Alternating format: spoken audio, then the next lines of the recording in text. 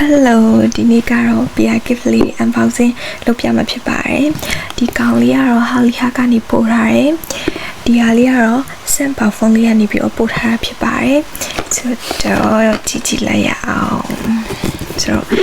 ပန်းရောင်လေးကြိုက်လားသူ့ရဲ့ပို့တဲ့ပုံစံလေးတော့ချစ်စရာလေးပဲနော်ဒီထိတ်ကဟာလေးပါလေးလဲဆိုပြီးတော့မနေစင်တာလိုက်ရတယ်ဆိုတော့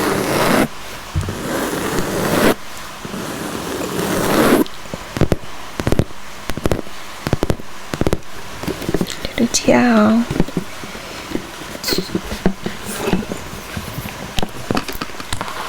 ဒါလေးကတော့သူရဲ့အညွန်လေးပါဒါလေးကတော့သူတို့ကပို့လိုက်ထူးထူးဆန်းဆန်းပဲဒါလေးမှာဒီခွက်လေးကိုကြည့်တဲရရလေးတိတိလေးသူရဲ့လူခွလေးနဲ့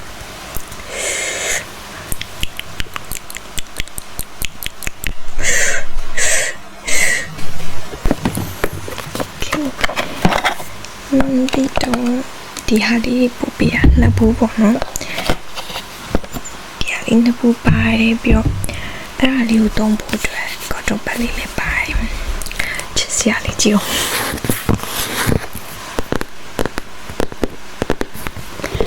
ဆိုတော့ပို့ပြတဲ့ဟာလေးကပါလေးလေးသုံးနေစားကြည့်ရအောင်ဒီဟာလေးပါ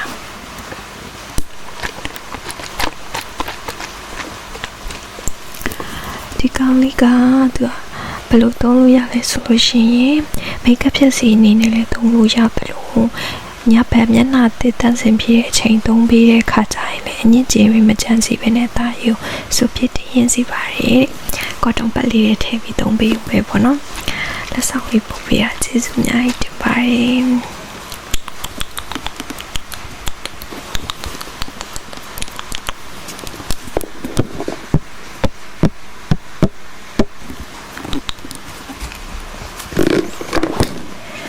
ဒီကိုဖောက်ကြည့်မယ်နော်တပူဖောက်ကြည့်ပါမယ်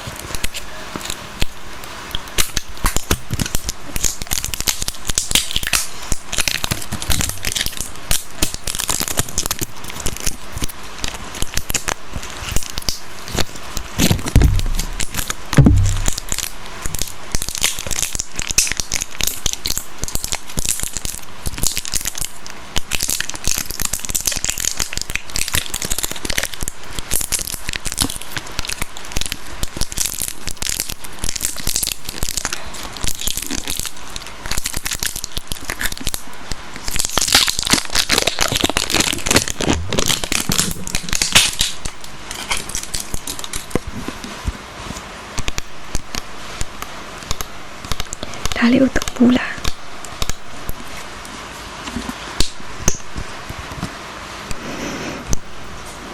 အနံ့လေးဟာ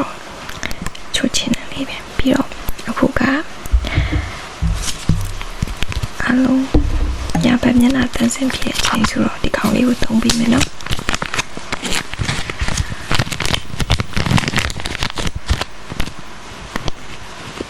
ခါရဲသုံးပြီးလိုက်မယ်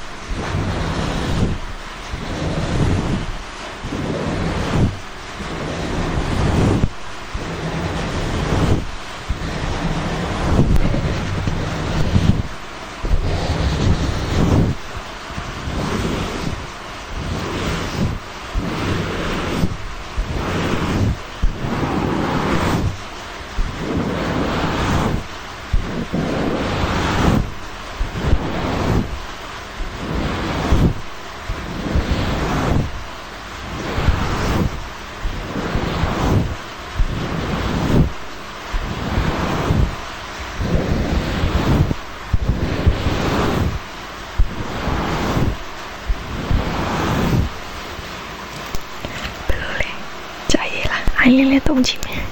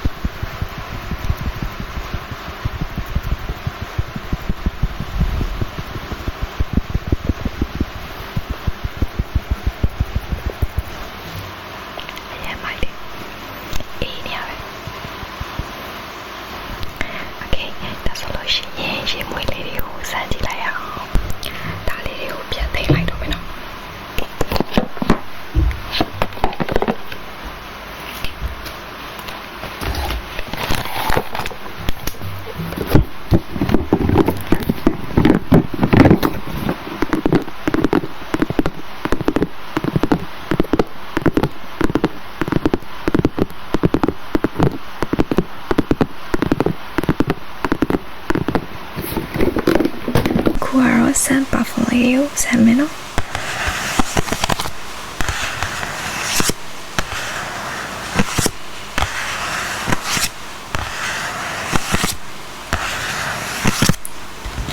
ရင်မွေးကြိုက်လား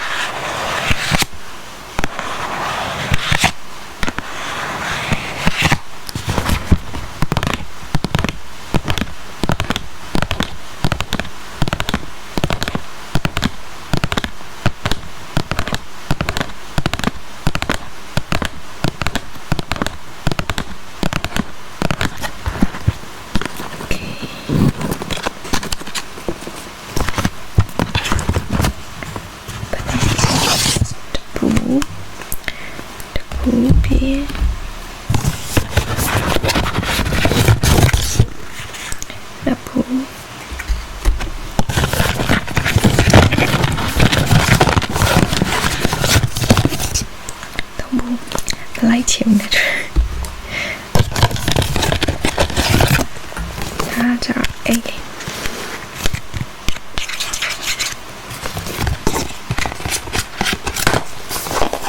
โอเคပထမဆုံးဒီဘူးကြီးရဲ့အနံလေးကို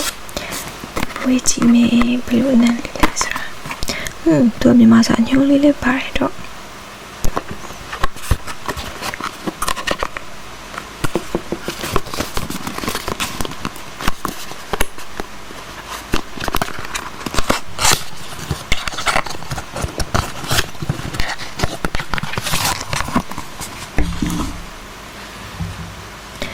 လေးကကြောတော့ဒီရေမွေးရလေတော့ inspire ရေမွေးပဲပေါ့နော် branded ရေမွေးတွေကို inspire ယူပြီးတော့ပြန်ထုတ်ထားတဲ့ရေမွေးလေးပေါ့နော်ဒီကောင်လေးကကြောတော့သူက good care ပေါ့နော် good care ကိုမှ inspire ယူပြီးပြန်ထုတ်ထားလေဒီမှာကြည့်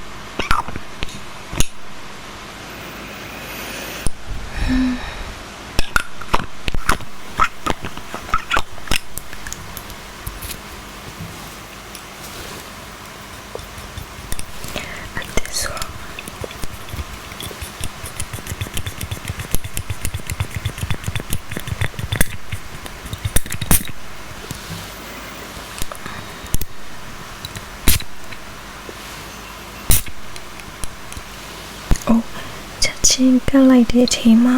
နည်းနည်းဆူဝါသလိုမျိုးတော့ခံစားရတယ်။ sweet ဖြစ်ပြီးတော့ luxury ဆန်တဲ့ဘက်ကိုသွားတယ်ပေါ့နော်။မဆိုးဒီနန်းလေးလေနောက်ထပ်ဘူးလေးတွေလည်းစမ်းကြည့်မယ်။ဒါလေးကဘာဖြစ်မလဲ။ဒါလေးက Victoria Secret ရဲ့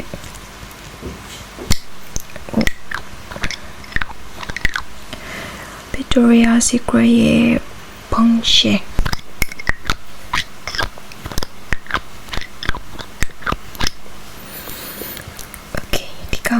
生气啊！这边嘛，你看这边我生气没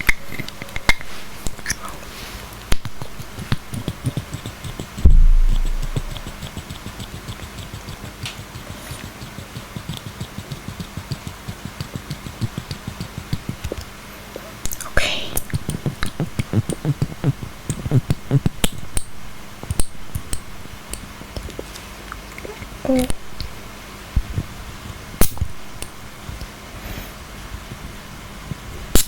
တော်တော်လေးညံ့ရတယ်ဒီဘူကဒီနားလေးလည်းမဆုံးသူကဆွေးဖြစ်တဲ့ဘက်ကိုသွားတာဟိုမှာနည်းနည်းအငြိမ်လေးနဲ့ luxury ဆန်တဲ့ဘက်ကိုသွားတယ်ဒီအနားလေးလည်းတော်တော်ကောင်းနေတာမယ်အနက်မျိုးညစ်တာဘယ်လိုပြောပြမလဲပြီးမပြောတတ်ဘူးခဏကကုတ်ကဲနဲ့ဒီ bomb shell နဲ့ဆိုလို့ရှိရင်တော့ဒီ bomb shell ကိုပို့ပြီးတော့ကြိုက်တယ်အနက်နှစ်ခုလုံးကအနက်လုံးဝမမိုးဘူးမအီဘူးဆိုတော့ဒီဘက်ကကုတ်ခဲကတော့လုံးဝဖျားလိုက်တာများသွားတဲ့အချိန်မှာချက်ချင်းတန်းပြီးတော့ရှူလိုက်လို့ဖြစ်သွားတော့နည်းနည်းလေးဟိုပြင်းတယ်လို့မျိုးခံစားရတယ်ဒါပေမဲ့အခုကျတော့အဲ့လိုမဟုတ်တော့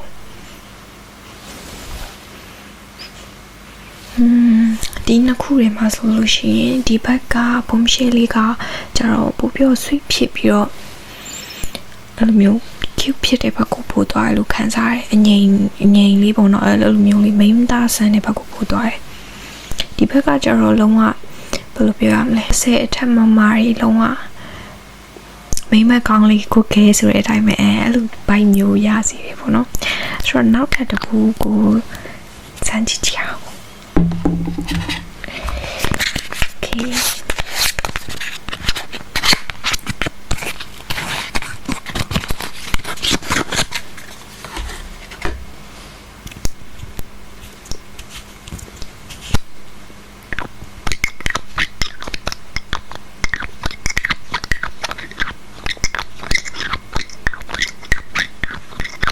လေးကကျတော့ဘာဘယ်ရီရဲ့ဟာတဲ့ဆိုတော့ဟာဆိုတဲ့အတိုင်း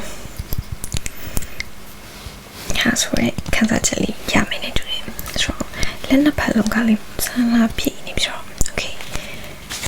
ဒီက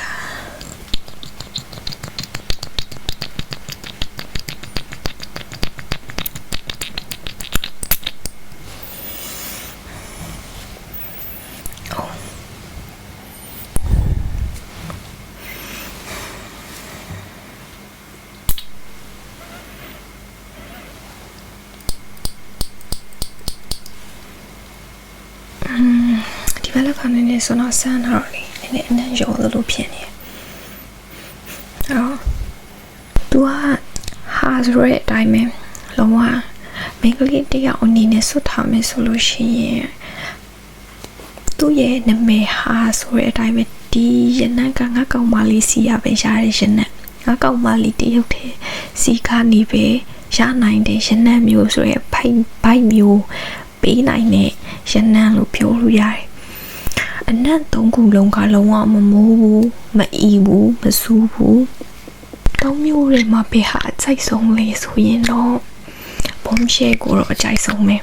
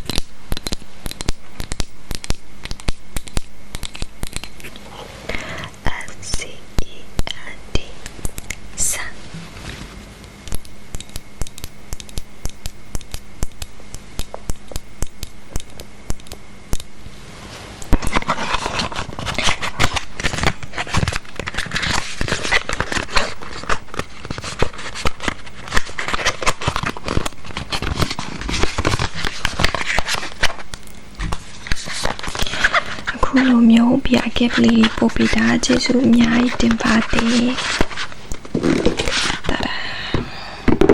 ကျေးဇူးအများကြီးတင်ပါတယ်